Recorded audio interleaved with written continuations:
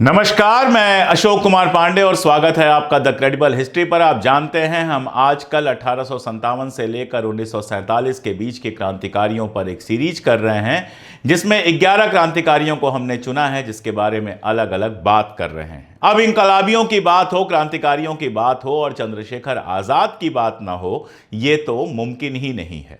चंद्रशेखर आजाद यानी नाम सुनते ही आपके सामने जो तस्वीर आती है, उनकी बहुत कम तस्वीरें अवेलेबल हैं। इस बात को समझना चाहिए कि क्रांतिकारियों की बहुत तस्वीरें आपको नहीं मिलेंगी क्योंकि वो अपनी तस्वीरें नहीं खिंचाते थे। एक तो उस जमाने में कैमरा सबके हाथ में नहीं था, मोबाइल सबके हाथ में नहीं था, कैमरा बड़ी महंगी चीज हुआ करती थी। दूसरा, उनको छुप छुप के रहना होता था, उनको अपनी जान बचानी होती थी क्योंकि अंग्रेज 24 घंटे उनके पीछे पड़े होते थे। और चंद्रशेखर आजाद तो वो शख्स हैं जिनको अंग्रेज कभी गिरफ्तार कर ही नहीं पाए।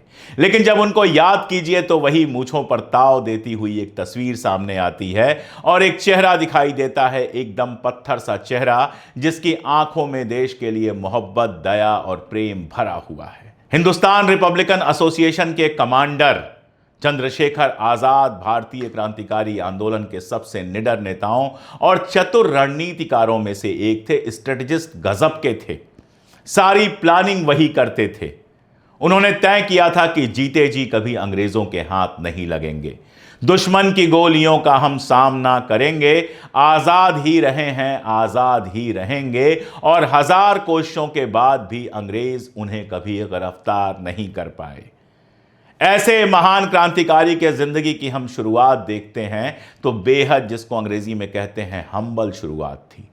23 जुलाई 1906 को वो पैदा हुए थे। 23 जुलाई 1906 को भवरा गांव है अलीराजपुर जिले में मध्य प्रदेश के, जहां उनका जन्म हुआ था। बीच में कई सारे लोगों ने यह दावा किया कि उनका जन्म यहां हुआ था, वहां हुआ था, लेकिन सुधीर विद्यार्थी जो हमारे बड़े भाई हैं और क्रांतिकारी आंदोलन पर एक अथॉरिटी हैं, उनका कहा मैं आखिरी सच मानता हूं क्रांतिकारी आंदोलन पर, क्योंकि उन्होंने सिर्फ लाइब्रेरीज में रिसर्च नहीं किया है, क्रांतिकारियों के घर घर गए। उनकी अभी हाल में एक किताब आई थी, बिदाए दे मां, और यह किताब क्रांतिकारियों की माओं के बारे में है। वो क्रांतिकारियों की माओं तक पहुंचे, उनका इंटरव्यू लिया, उनसे बात की और उनकी पूरी पूरी कहानी लिखी। और इसमें चंद्रशेखर आजाद की मां जगरानी देवी के बारे में भी है। उनके पिता का नाम था सीताराम तिवारी। थोड़े से बड़े हुए और मजदूरी के लिए मुंबई चले गए। आप समझ सकते हैं कि घर की हालत क्या थी। सीताराम तिवारी जी एक बाग का रखवाली करते थे और केवल 5 रुपए महीने उस जमाने में उनको मिलता था। भाभरा में एक छोटी सी झोपड़ी थी घास फूस की, जिसमें उनका जन्म हुआ था। पिता की दूसरी संतान थे वो, और सीताराम तिवारी जी, मैंने आपको बताया, 5 रुपए की मजदूरी पर एक बाग की रखवाली करते थे और इतने ईमानदार माने जाते थे कि उनके रहते बाग से कोई एक फल नहीं तोड़ सकता था। दूसरे चौकीदार बगीचे का फल बेचकर एक्स्ट्रा पैसे कमाते थे, लेकिन सीताराम तिवारी जी अपनी मूंछों पर ताव देते हुए कहते थे कि मेरे बागीचे से कोई एक फल नहीं चुरा सकता और कोई कह नहीं सकता कि मैंने जीवन में किसी का एहसान लिया है। बाप से शायद यही जिद उनको मिली थी, उन्होंने भी कभी किसी का एहसान नहीं लिया। जरा से बड़े हुए, 12-13 साल के, किसी ने कहा कि मुंबई में काम मिल जाता है तो मुंबई चले गए और वहां पर मजदूरी करने लगे। वहां से पता चला कि बनारस में संस्कृत की पढ़ाई हो सकती है, और चूंकि वो ब्राह्मण थे, ब्राह्मणों के लिए बनारस में संस्कृत की पढ़ाई मुफ्त थी, तो उनको लगा चलो बनारस में पढ़ाई करते हैं। और वो काशी पहुंच गए, बनारस पहुंच गए और वहां संस्कृत की शिक्षा लेने लगे। हालांकि भाभरा से लेकर मुंबई और मुंबई से लेकर बनारस तक उन्होंने देखा था अंग्रेजों को। अंग्रेज तो तब चौराहे चौकी हर जगह दिखाई देते थे, उनका राज था और उनके अंदर अंग्रेजों के खिलाफ एक गुस्सा पहले से भरा हुआ था। जिद्दी थे, निडर थे, साहसी थे और देश के भक्त थे। बनारस आकर उन्होंने शिक्षा हासिल करनी तो शुरू की, लेकिन साथ में देश में जो आज़ादी का आंदोलन चल रहा था उससे और ज़्यादा परिचित हुए। 1919 में हुआ जालियांवाला बाग कांड। 13 साल की उम्र थी हमारे चंद्रशेखर आज़ाद की। 1919 के इस जलियांवाला बाग कांड ने पूरे देश को झकझोर दिया था। पूरे देश में गुस्सा था अंग्रेजों के खिलाफ और जलियांवाला बाग कांड के बाद भी जबरदस्त दमन हुआ था। पूरा देश अंग्रेजों के खिलाफ उबल रहा था। चंद्रशेखर आजाद भी इससे अछूते नहीं रहे और आजादी की लड़ाई में शामिल होने का उन्होंने तय कर लिया। उम्र थी सिर्फ 13-14 साल। जब महात्मा गांधी ने 1921 में असहयोग आंदोलन शुरू किया तो चंद्रशेखर आजाद महात्मा गांधी की जय बोलते हुए इस असहयोग आंदोलन में शामिल हो गए। इसी आंदोलन के दौरान अंग्रेजों ने उनको गिरफ्तार किया और अदालत में मजिस्ट्रेट ने उनका नाम पूछा, कहा बताओ तुम्हारा नाम क्या है। उन्होंने यानी 14 साल के उस बच्चे ने, 15 साल के उस बच्चे ने मजिस्ट्रेट की आंख में आंख डालकर कहा आजाद। फिर पूछा तुम्हारे बाप का क्या नाम है। उन्होंने कहा स्वतंत्रता। और पूछा रहते कहां हो, तो उन्होंने कहा जेल। ये 15 साल का एक लड़का अंग्रेज मजिस्ट्रेट की आंख में आंख डालकर कह रहा है। मजिस्ट्रेट को कुछ सूझा नहीं, बच्चा था। उनको 15 बेतों की सजा दी गई, यानी उनको 15 बेत नंगी पीट करके मारे जाने थे। लगा यही था कि 2-4 बेत में वो टूट जाएगा, लेकिन हर बेत पड़ती और वो पूरा भरपूर नारा लगाते, भारत माता की जय। 15 साल का लड़का, पीठ पे पड़ रही है बेत और हर बेत के बाद नारा लगा रहा है भारत माता की जय। सोचिए, सोचेंगे तो रोंगटे खड़े हो जाएंगे। यहां से ही उनका नाम बदल गया। मजिस्ट्रेट को उन्होंने अपना नाम बताया था आजाद, और अब वो चंद्रशेखर तिवारी नहीं रह गए, उनका नाम हो गया चंद्रशेखर आजाद। और आजादी की लड़ाई में जो लोग शामिल थे, बनारस में जो क्रांतिकारी आंदोलन था, बनारस में जो कांग्रेस का आंदोलन था, वहां उस लड़के की वीरता की चर्चा होने लगी। महात्मा गांधी ने जब असहयोग आंदोलन वापस लिया, तब चंद्रशेखर आजाद और उनके जैसे बहुत सारे लोगों को, चाहे वो राम प्रसाद बिस्मिल हो, चाहे खुद भगत सिंह हो, इन सब लोगों को बहुत निराशा हुई, क्योंकि लग ये रहा था आंदोलन इतना बड़ा हो रहा था कि उनको लगता था कि बहुत जल्दी हमको आज़ादी मिल जाएगी। लेकिन चौरी चौरा में जो कुछ हुआ, जिस तरह से पुलिस वालों को थाने के अंदर बंद करके जला दिया गया, मार दिया गया, गांधी जी ने कहा कि अहिंसा का जो मेरा व्रत है वो तोड़ा गया है। मुझे अहिंसा से यह लड़ाई लड़नी थी और हिंसा की गई है, और इसलिए उन्होंने असहयोग आंदोलन को वापस ले लिया था। लेकिन ये लोग युवा थे, ये लोग इतना नहीं सोच सकते थे हिंसा और अहिंसा के बारे में। युवा खून का अपना जोश होता है, और इस जोश में उन्होंने तय किया कि अब तो बंदूक से ही आज़ादी आएगी। HRA जो हिंदुस्तान रिपब्लिकन एसोसिएशन था, वो उस समय काफ़ी एक्टिव था। चंद्रशेखर आजाद हिंदुस्तान रिपब्लिकन एसोसिएशन में शामिल हो गए। चंद्रशेखर आजाद की कहानी पर लौटने से पहले एक जरूरी बात यह कि इन शहीद क्रांतिकारियों को 23 मार्च यानी कि भगत सिंह के शहादत के दिन याद किया जा रहा है जयपुर में एक बड़े आयोजन में, जहां इन सब के परिवार के जो लोग हैं जीवित, उनको बुलाया जा रहा है और सम्मानित किया जा रहा है। ये एक बड़ी बात है। ये पूरा कार्यक्रम हो रहा है राजस्थान के पूर्व मुख्यमंत्री अशोक गहलोत जी के नेतृत्व में, और उनके कहने पर ही, उनके अनुरोध पर हमने 11 क्रांतिकारियों के जीवन पर सीरीज करने का तय किया। उन्होंने द क्रेडिबल हिस्ट्री के श्रोताओं के लिए, दर्शकों के लिए एक संदेश भेजा है। उस संदेश को देख लीजिए, फिर आजाद की आगे की कहानी सुनाता हूं। द क्रेडिबल हिस्ट्री TCH के प्लेटफॉर्म के तमाम दर्शकों को मेरा हार्दिक स्वागत। इस प्लेटफॉर्म ने जो बेड़ा उठाया है कि नई पीढ़ी को क्रांतिकारियों के त्याग से, बलिदान से अवगत कराना, ये पहल स्वागत योग्य पहल है। और मैं समझता हूँ कि क्रांतिकारियों की भूमिका इतिहास के स्वर्णिम अक्षरों में लिखी गई है। पूरे मुल्क में फ्रीडम फाइटर्स थे, उनकी भूमिका भी थी। तो क्रांतिकारियों को आज भी लोग याद करते हैं, और जिस प्रकार से आजादी की बाद में उनकी भूमिका को सबने अप्रिशिएट किया। अब तो युग सोशल मीडिया का है, डिजिटल प्लेटफॉर्म का है। उसके माध्यम से आवश्यकता से बात की है कि हम क्रांतिकारी भूमिका को नई जनरेशन तक पहुंचाएं, जिससे कि वो संकल्प ले सके कि किस प्रकार से उन्होंने उस जमाने के अंदर, जब पूरा मुल्क अंग्रेजों की गुलामी की जंजीरों से जकड़ा हुआ था, तब तमाम ऐशो आराम छोड़ करके, घर बार छोड़ करके उन्होंने सब कुछ त्याग दिया। बल्कि भगत सिंह, सुखदेव, राजगुरु ने तो उनकी तरह अनेकों लोगों ने फांसी के फंदे को चूमना पसंद किया। आज वक्त है कि हम कैसे युवा पीढ़ी को ये बताएं किस प्रकार से आजादी के बाद में भी, आजादी मिलना एक बात है, आजादी मिलने के बाद में उसको काम रखना बहुत बड़ी चुनौती होती है। ऐसे अवसर आए थे कि इंदिरा गांधी जी को अपनी जान देनी पड़ी, जो प्रधानमंत्री थी। राजीव गांधी जी शहीद हो गए, पर देश को एक रखा, अखंड रखा। ये जज्बा जब तक देशवासियों में नहीं होगा, युवा पीढ़ी में नहीं होगा, तो देश फिर एक अखंड कैसे रहेगा। मेरा मानना है कि आज भी नई पीढ़ी तक ये मैसेज जाएगा, जिससे कि वे ये संकल्प ले सकेंगे कि आने वाले वक्त में हमारी जिम्मेदारी है कि हम कैसे देश को एक रखें, अखंड रखें। यही भावना के साथ में जो अशोक पांडे जी ने ये शुरुआत करी, पहल करी, उसके लिए मैं उनका स्वागत करता हूँ। धन्यवाद। तो हिंदुस्तान रिपब्लिकन एसोसिएशन में शामिल हो गए चंद्रशेखर आजाद और उनको मिली उनकी बमतुल बुखारा।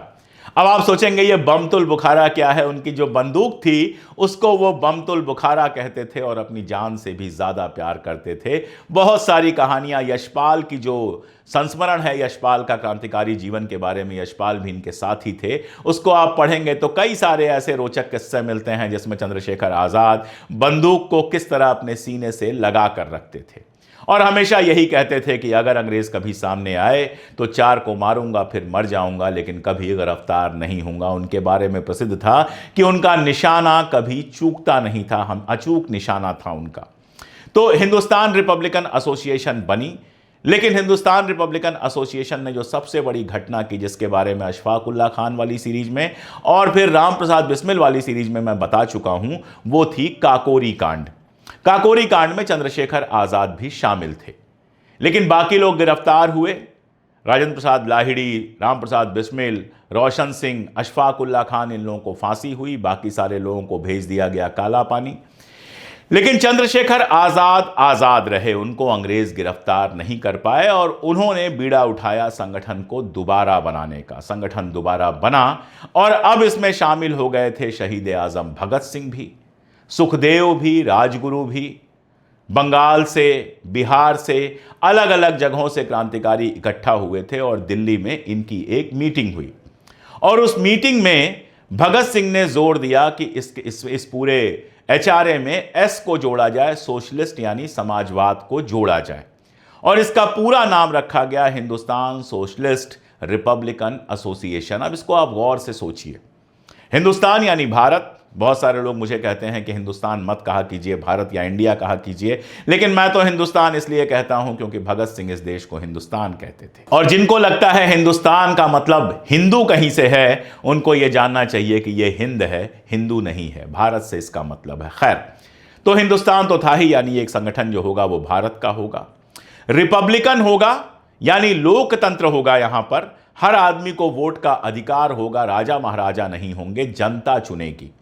और जो शब्द जोड़ा भगत सिंह ने वो था सोशलिस्ट, यानी समाजवाद यहां पर होगा, बराबरी की बात होगी। भगत सिंह हमेशा कहते थे कि अगर गोरे अंग्रेज चले जाएं, उनकी जगह पर काले अंग्रेज आ जाएं तो देश में कुछ बदलने वाला नहीं है। देश तभी बदलेगा जब यहां पर आम लोगों की सत्ता होगी। तो इसलिए इसका नाम रखा गया Hindustan socialist Republican association.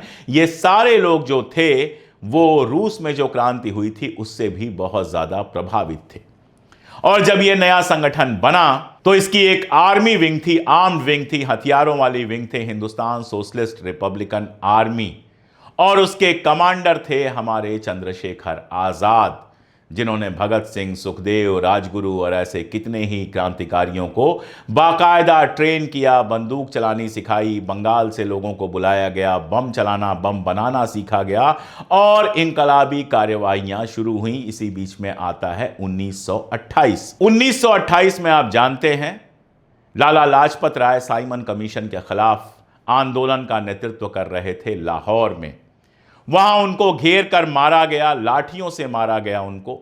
Bhagat Singh और उनके साथियों ने बहुत बचाने की कोशिश की, लेकिन पहली बार ऐसा हुआ कि लाला लाजपत राय जैसे बड़े नेता को लाठियों से मारा गया और यह पूरे देश के लिए अपमानजनक था। उस समय तो लाला जी की डेथ नहीं हुई, लेकिन वो शॉक ऐसा लगा कि हार्ट अटैक से लाला जी की डेथ हो गई। और उसके बाद यह तय किया गया कि लाला जी की हत्या का बदला लिया जाएगा। जबकि मैं आपको बता दूं कि लाला जी से उस समय भगत सिंह की अच्छी खासी बहस चल रही थी, क्योंकि लाला जी हिंदू महासभा थी उसमें शामिल हो गए थे, उस तरह की बातें करने लगे थे। और यह पूरा आंदोलन जो था वो पूरी तरह से गैर सांप्रदायिक आंदोलन था। इसमें हिंदू, मुस्लिम, सिख, ईसाई सबका स्वागत था। इसमें जाति का कहीं कोई मामला नहीं था। यह एक अलग तरह का आंदोलन था। लेकिन उसके बावजूद लाला जी गुरु थे एक तरह से। लाला जी ने वो कॉलेज बनाया था जिसमें भगत सिंह और बाकी सारे लोग पढ़ते थे, नेशनल कॉलेज। तो लाला जी की हत्या का बदला लेने की बात की गई और ये जो बदला लेने की योजना बनी, इसमें भगत सिंह थे और आजाद भी थे।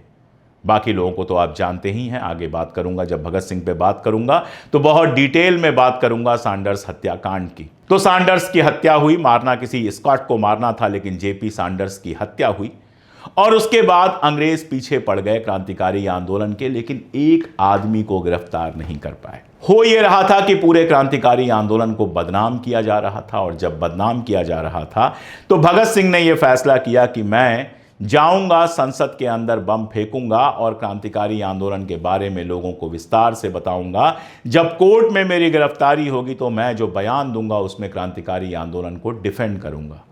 चंद्रशेखर आजाद जानते थे कि इसका मतलब है सजाए मौत, और चंद्रशेखर आजाद नहीं चाहते थे कि भगत सिंह जैसा शानदार आदमी इस तरह से इतनी कम उम्र में मारा जाए। वो थोड़ा हिचकिचा रहे थे, लेकिन फाइनली सबका प्रेशर था, उन्होंने फैसला लिया। भगत सिंह पर जब बात करूंगा वो किस्सा डिटेल में बताऊंगा आपको। चंद्रशेखर आजाद के ना चाहते हुए वो सब हुआ और भगत सिंह हो गए गिरफ्तार। उस समय शुरू हुई एक अलग तरह की कहानी, गद्दारी की कहानी। बहुत सारे लोग बहुत सारी कहानियां सुनाते हैं, लेकिन सच यह है कि हमारे क्रांतिकारी आंदोलन को उसके अंदर के गद्दारों ने बर्बाद किया। जयगोपाल और हंसराज बोहरा जो भगत सिंह के बहुत करीब थे वो गद्दार हो गए, उन्होंने गवाही दी।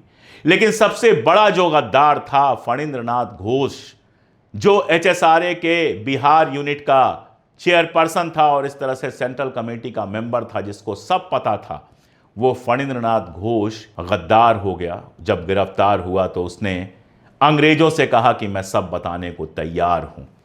उसका दोस्त था मनमोहन बनर्जी, वो भी गद्दार हो गया। इस तरह बिहार यूनिट के फणींद्रनाथ घोष और मनमोहन बनर्जी ने गद्दारी की, और उस गद्दारी के चलते पूरा क्रांतिकारी आंदोलन खुल गया।